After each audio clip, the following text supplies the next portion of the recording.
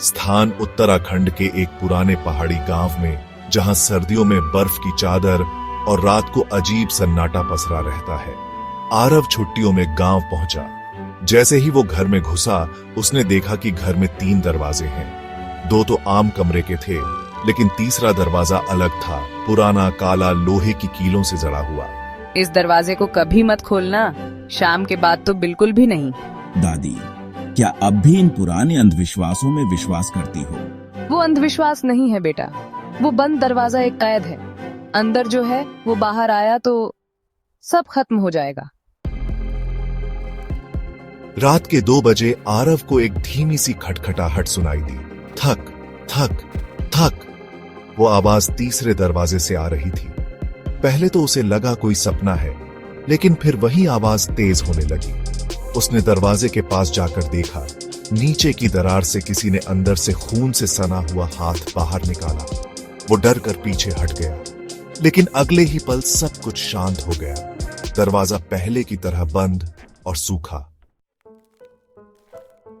इस बार आरव ने फैसला किया कि सच्चाई पता करनी ही होगी। आधी रात को उसने टॉर्च उठाई और धीरे से तीसरे दरवाजे की कुंडी खोली। किरर रर रर, दरवाजा खुद ब खुद खुल गया। अंदर अंधेरा था, लेकिन जब उसने टॉर्च की रोशनी डाली तो जो देखा, उसकी रीढ़ की हड्डी जम गई।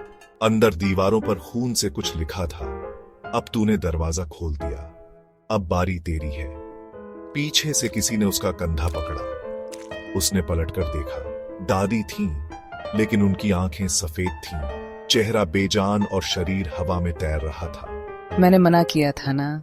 उनकी आवाज अब इंसानी नहीं थी। अगले दिन गांव वालों को वो घर खाली मिला। न आरव था, न दादी, सिर्फ तीसरा दरवाजा खुला हुआ। और तब से जब भी कोई नया मेहमान उस घर में आता है, रात को थक थक थक की आवाज फिर सुनाई देती है।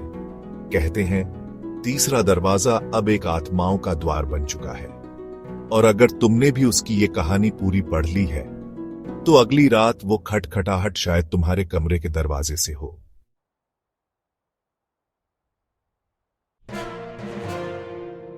क्या तुम अगली बार उस दरवाजे को खोलने की हिम्मत करोगे?